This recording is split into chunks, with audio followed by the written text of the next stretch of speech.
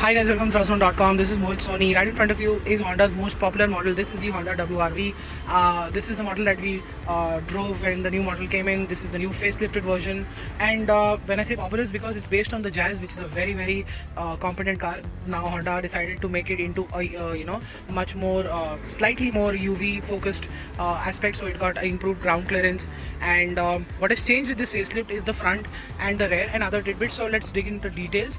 Is that the new grille here looks even much more macho, even bigger, even nicer with these slats and the grill behind it along with, as you can see in the back, that's where the radiator is. You got a very thick chrome slat grill that's running around here. Got a very impressive LED DRL. The headlamps look very big, very nice. Honda's done a fantastic job in getting that UV aspect out of this car, and you can see the cladding that is running around. You sort of get a Forvis bash plate sort of thing that's going around here. Cladding throughout the car. Very large 16-inch wheels with very good Michelin rubber. We'll get to that in a bit when we start driving. And this is the rear of the car. As you can see, the tail lamps are bigger, much better. They get this cool illumination aspect here. And rear profile, like the side profile and the front profile, has very minimum changes, but it's made sure that the car looks fresh, appealing, and something different over the original version that was launched. I think this looks pretty good. We've got roof rails at the top, and as you can see, Indian market friendly sunroof, which we'll show you from the inside as well. And since we're on the subject of being outside and talking about the front, well, the headlamps illumination is good. Spread could have been better in the laterally, because we found it a bit lacking while our journey on a pitch black highway journey from Pune to Mumbai. And we think the headlamps could have been better. We tried with the settings, nothing really worked. But on an everyday basis within the city, it's great. Even on the highway, it's great. But it could have been much better. There are better setups on cars like this, so we expect that to see here, but it was not there. But in the city, the fog lamps, the LED projector headlamps, and LED DRLs look great, perform well. Getting inside the car, as you can see, it's got a keyless entry. Push button start is on offer right here, and this is the steering wheel, same as before. The dials are also same as before. This is how the window controls look like, and that's the cup holder here. Very impressive to cool down the drinks in heat like this right now, even if it's November in Bombay. Glove box decently sized, not too big, not too small either. The new infotainment system, as always, very nice, very smooth to operate. The touch response also is pretty good. The sound system is pretty great. You do get Apple CarPlay, Android Auto, and of course navigation as well, so it's pretty good. And you get the AC controls directly from the Honda City, which is great. Slightly take some time getting used to, but once you do, you'll find it really nice, and it obviously looks cool. But it could have been much more brighter, and the plastics around here could have been better in terms of look. Those are the charging points below. Lot of space to keep stuff. Door pads, although small, can hold a bottle, that's it, nothing more. You've got some stuff, space to keep some stuff here as well. That's how the under storage opens up, and you got a 12-volt socket here. Ideally it should be outside here, but then obviously you can read out the wires from there. That's the sunroof. It tilts like this. If you want, opens up like this with the flicker on board.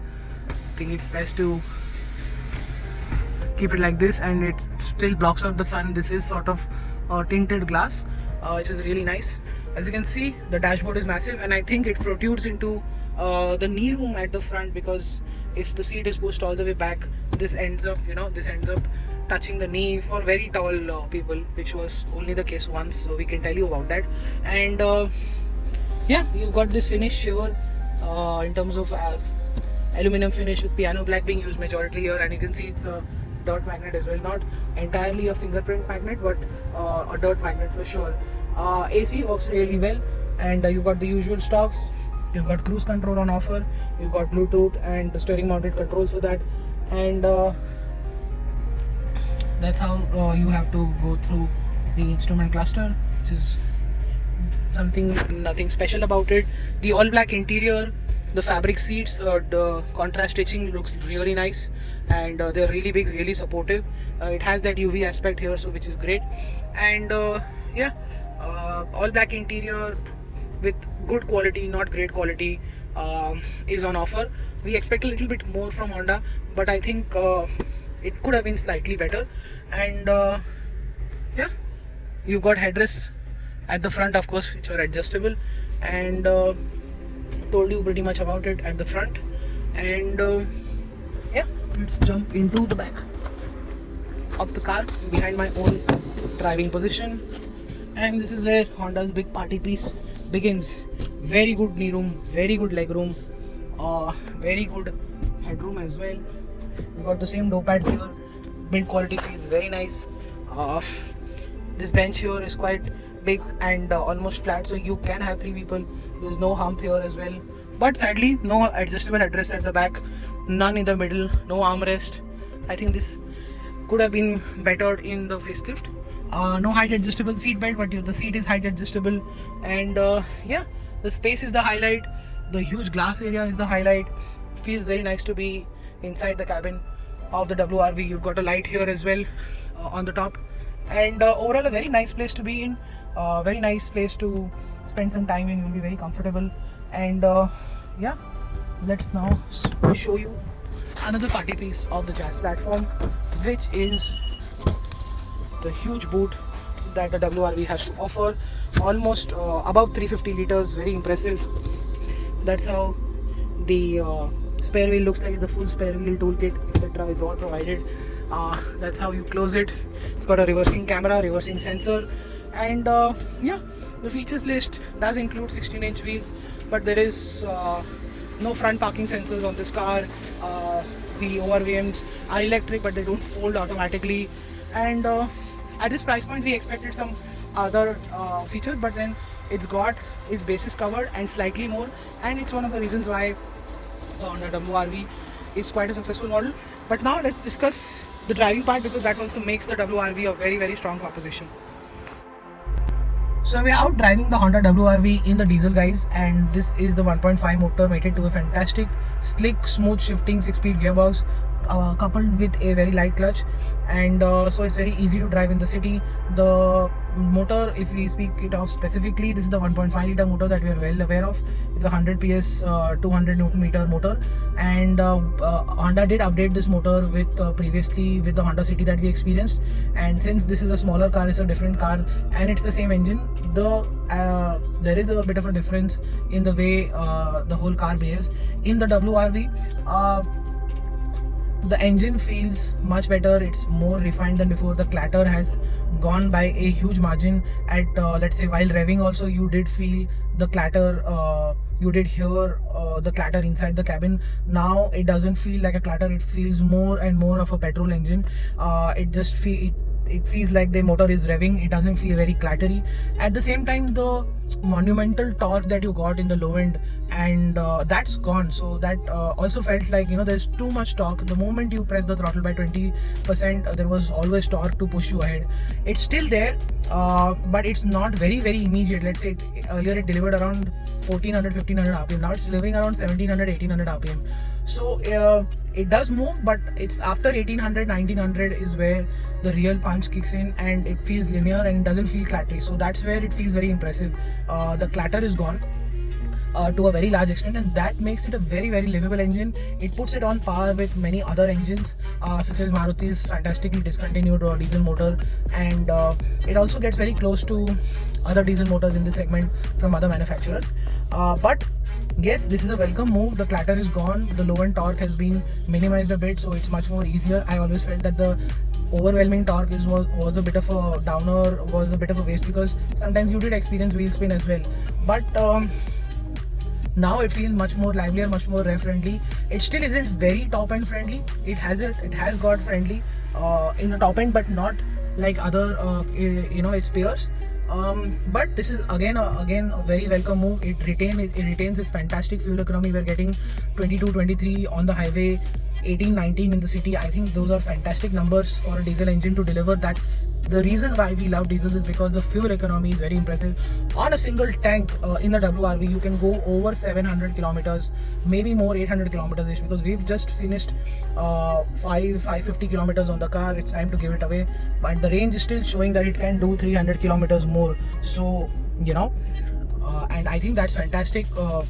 You can actually get 750 kilometers out of this, and I think that's really good. Even if you are even more careful, you can get 800, because the Jazz, when we drove it for the last time, it did deliver 800 kilometers to a single tank, and I think that's really impressive.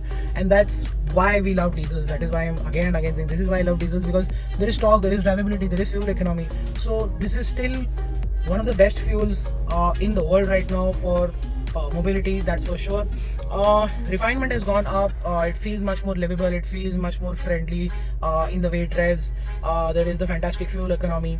Of course, overall NVH has gone down by a considerable margin, but then again it's not super silent like a Hyundai, and we don't expect it to be, because that engine delivers more on refinement and power. This delivers good refinement and top of the line fuel economy and power delivery at any given speed. So I think that is fantastic. This is the reason why we love Honda, we love WRV, is that the powertrain is spot on, and we'll drive the petrol for you as well if we can sometime in the future. But now, if you have to buy a diesel, diesel hatchback-ish car, you should definitely consider the Honda WRV. It's slightly expensive, but it's a great car. It rides really well. It feels like a big car to be driven in, or when you're driving it yourself. The stability is quite good. The ride quality is excellent. The steering feedback is also good enough.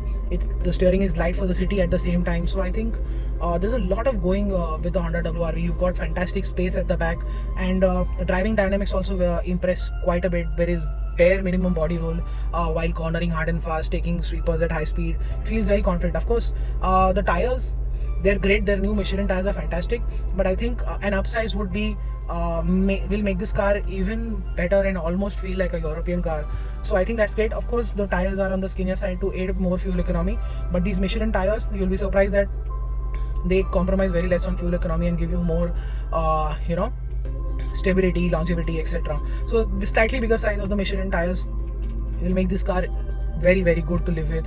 And like I said, as an entire package also, WRV excels really well. We wish we could spend more and more time with this car, but of course I think we should get the petrol version, and that's when we'll tell you more about it. But now, complete hands. So as of now, after driving the diesel engine of the WRV, we are really impressed with this car. WRV has been a fantastic package, and this facelift makes sure that you get something fresh, something new out of this car. And we're really impressed with everything that Honda has to offer with the WRV. Of course, the price seems slightly higher, but let's not forget that the value is still here. If you pay that money, you get fantastic value for your money. The comfort, for every single passenger, the driver experience, the driving experience, the safety, the reliability that comes with an Honda is also your value for money proposition. So you should consider that in your purchase, and get the WRV if you're in the segment for a hatchback with a diesel motor, and which is great in every aspect, but a little low on features. But I think it pretty much meets the needs of a lot of people out there, and that's why WRV continues to be very impressive, and it will continue to do so with this facelift. I think that's it. Thank you so much for watching our video, guys. Make sure you like this video. If you still have some questions, put them in the comment section below. Ask the same questions on Instagram, Twitter, Facebook, and you can follow us there as well. And I'll see you in the next video. Until then, goodbye.